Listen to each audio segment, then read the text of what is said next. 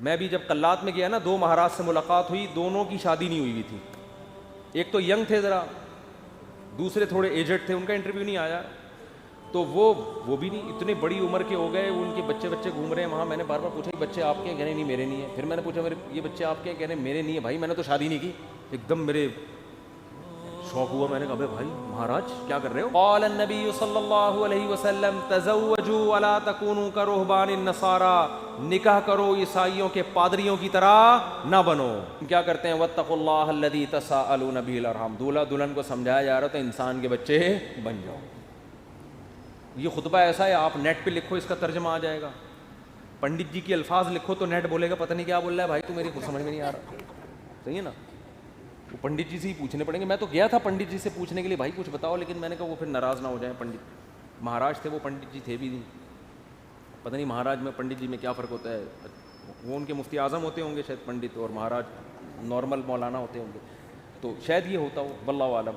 خیر، پھر اللہ نے کیا فرمایا؟ دوسری آیت جو پڑھی جاتی ہے، یا ایھا الذین آمنوا اتقوا اللہ وقولوا قولا سدیدا. ایمان والو اللہ سے ڈرو اور ہمیشہ سیدھی سیدھی بات کیا کرو.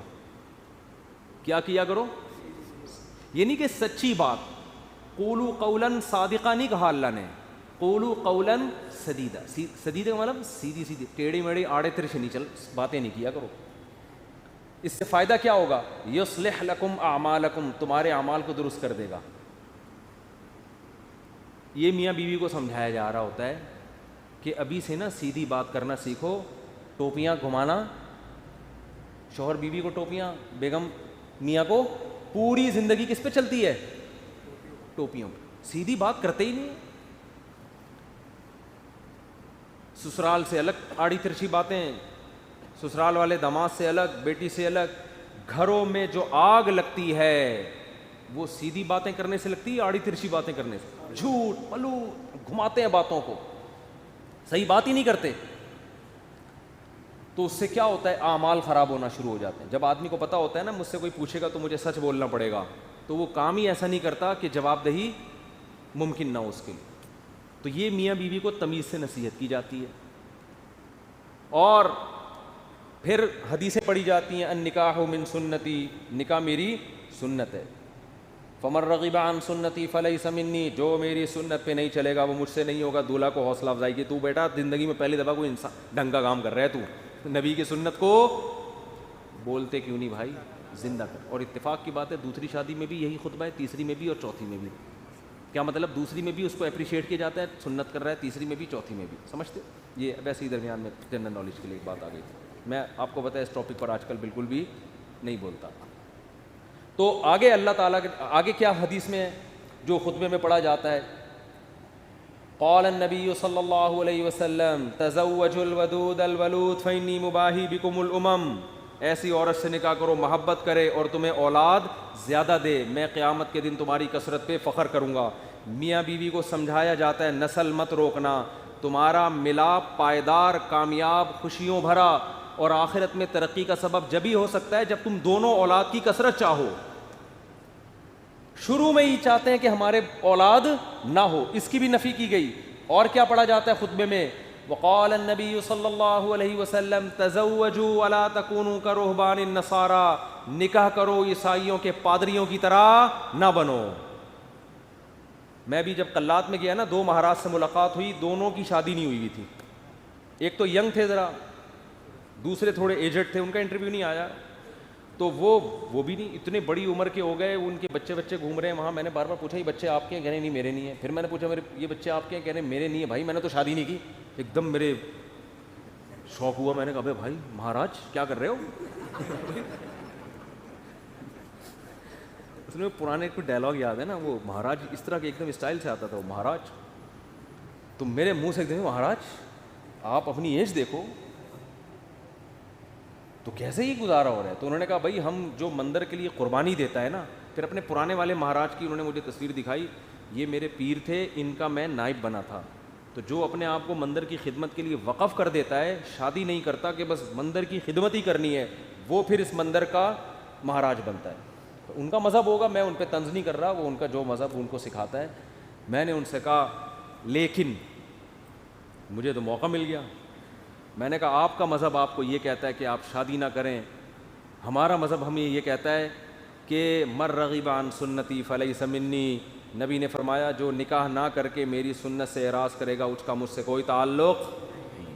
اور حبب الی النساء والطیب, نبی نے فرمایا دنیا میں دو چیزیں محبوب ہیں, ایک نکاح کی کثرت اور ایک خوشبو. تو ہمارے نبی تو بالکل اس کے اپوزٹ چلے ہیں, بالکل اس کے برعکس. تو یہ نہیں کہ نکاح کرنا ہے, کثرت نکاح کی ترغیب ہے. میں نے کہا ہم تو رہبانیت کے بالکل اگینسٹ چلتے ہیں. تو مجھے اس وقت وہ حدیث سمجھ میں آئی کہ آپ عیسائی بھی یہ کرتے تھے, پادری, نکاح نہیں کرنا. تو ہمارے نبی نے فرمایا تم نے ان کو فالو نہیں کرنا, نہ ہم تو کثرت سے.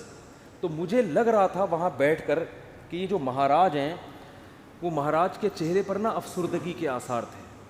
یہ پہلے والے جو مہاراج جن کا انٹرویو آیا یہ تو پھر بھی ینگ تھے, تھوڑے سے اچھے صحیح. دوسرے والے مہاراج افسردہ,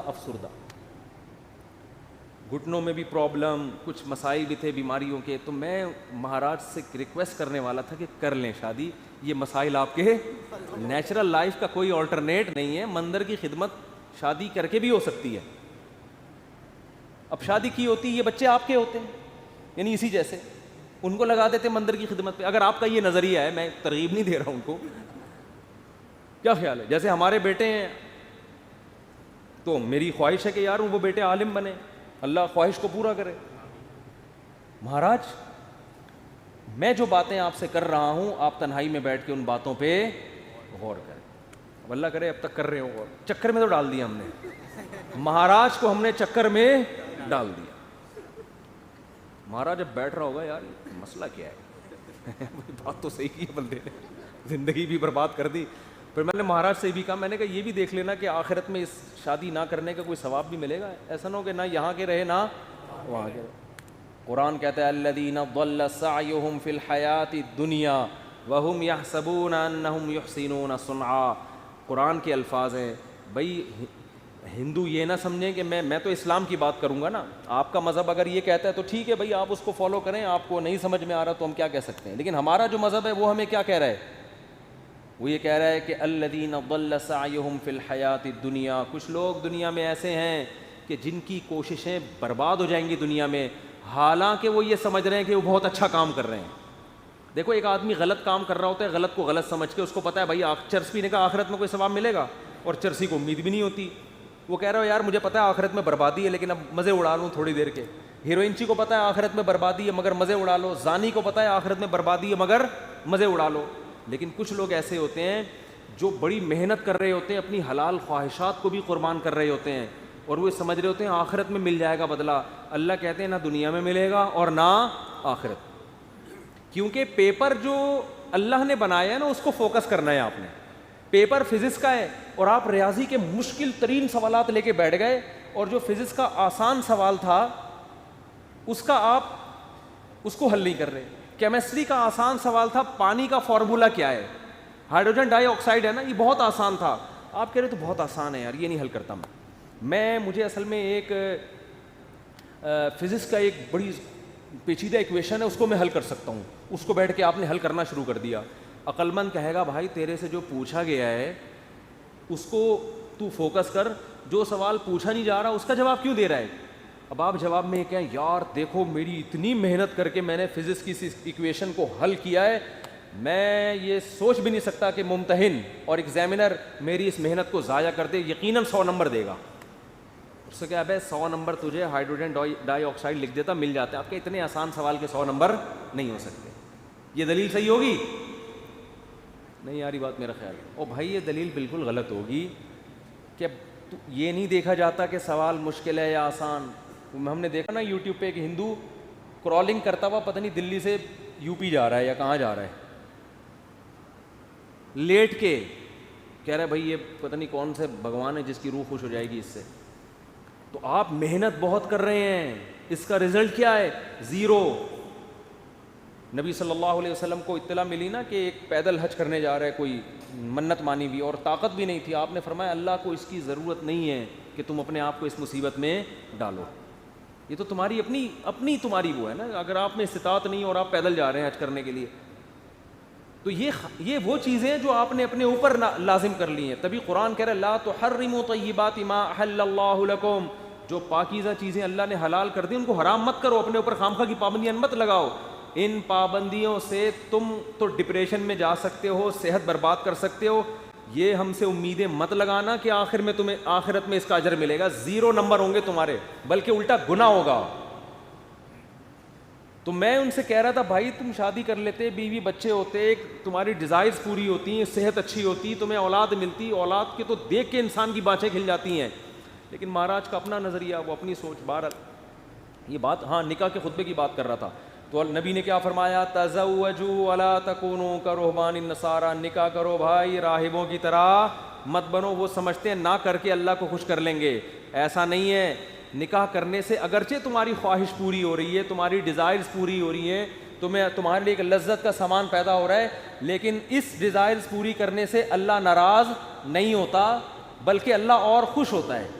کیونکہ اللہ نے یہ رکھی اس لیے کہ تاکہ مرد عورت کے حقوق اٹھائے, ذمہ داریاں اٹھائے, اس کی اولاد کی تربیت کرے. اگر یہ ڈیزائرز پوری کرنے پر پابندی لگا دی جاتی, عورتوں کا بھی بیڑا غرق ہوتا اور تمہارا بھی, اور نسل بھی نہ بڑھتی جو اللہ چاہتا ہے. تو اب اصل جو میں ٹاپک کی طرف آتا ہوں, کتنا اچھا خطبہ ہے نا, یہ دولہا دلہن کو سمجھایا جا رہا ہے. وہ تو الگ بات ہے, دولہا دلہن خطبہ سنا اور پتلی گلی سے نکل لی, پوچھتے ہی نہیں کہ مفتی صاحب کچھ ترجمہ کرا دو, کیا کہا تھا, نصیحتیں. وہ تو ان کا اپنا ہیڈک ہے نا, یہ اللہ کا قصور نہیں ہے, پوچھتے ہی نہیں, بس آ جاتے ہیں. نادرا سے رجسٹرڈ ہو گیا, نادرا سے